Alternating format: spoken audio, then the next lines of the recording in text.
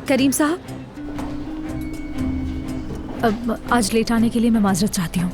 माजरत की जरूरत नहीं, मीटिंग में आपकी कारकर्दगी ने इसकी तलाफी कर दी। लेकिन सच में ऐसे ही होता है जब मैं आई एम सॉरी नूर, मेरे पास वक्त कम है, आप मेरी तरफ से फराद को बाय कह दीजिएगा। Good bye.